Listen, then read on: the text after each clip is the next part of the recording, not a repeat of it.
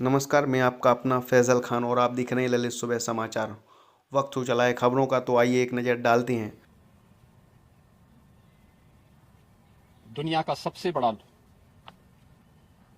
लोकतंत्र भारत ने आज नए भारत का विकसित भारत की संकल्पना के रोड मैप को लेकर के अपना नया बजट देशवासियों के सामने प्रस्तुत किया है। मैं सबसे पहले देश के यशस्वी प्रधानमंत्री आदरणीय श्री नरेंद्र मोदी जी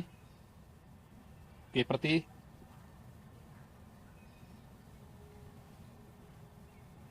इस बजट को प्रस्तुत करने के लिए दिए गए मार्गदर्शन और उनके निर्णायक नेतृत्व के लिए हृदय से आभार व्यक्त करता हूं। मैं इस बजट को प्रस्तुत करने के लिए केंद्रीय वित्त मंत्री माननीय श्रीमती निर्मला सीतारमण जी को हृदय से अभिनंदन करता हूं,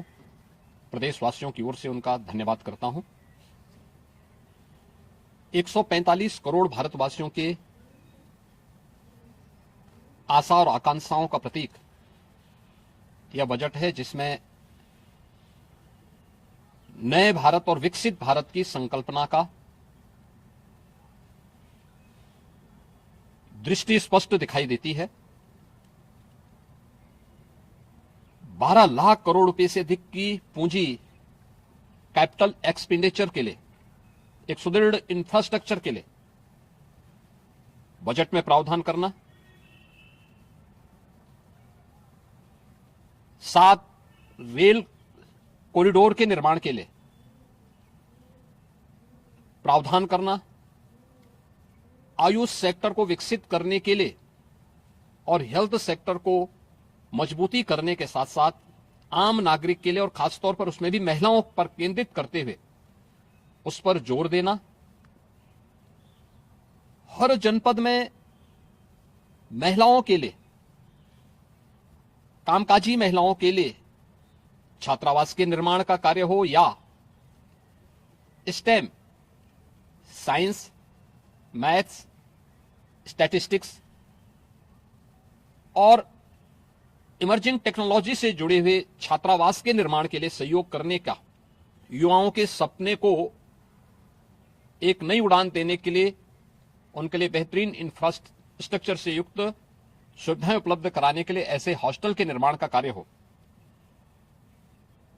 नौजवानों के लिए हर एक सेक्टर में अवसर उपलब्ध हो। यह सबके साथ साथ जो व्यापक रिफॉर्म के साथ अलग अलग सेक्टर में रिफॉर्म को लेकर के जो बजट प्रस्तुत किया गया है, यह आम नागरिकों के जीवन को सहज और सरल बनाने में मदद करेगा।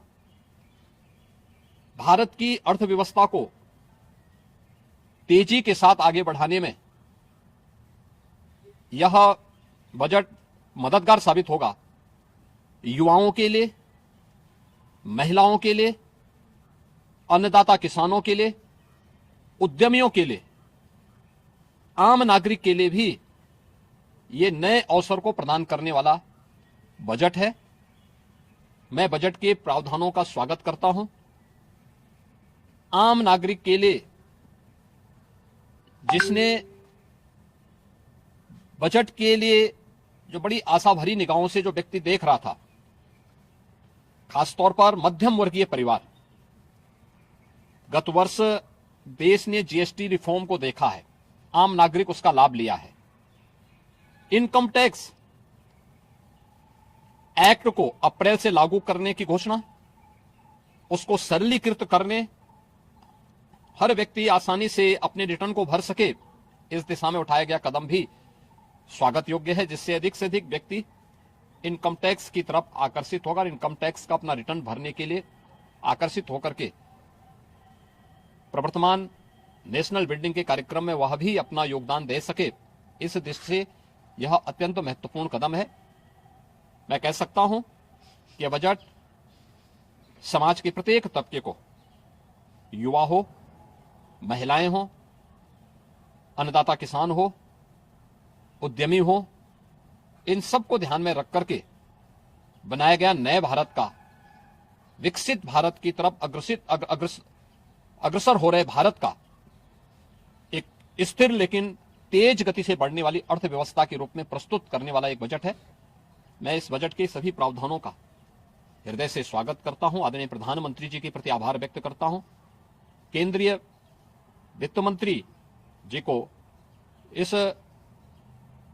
बजट को प्रस्तुत करने के लिए, जो कर्तव्य भवन से प्रस्तुत किया गया पहला बजट है,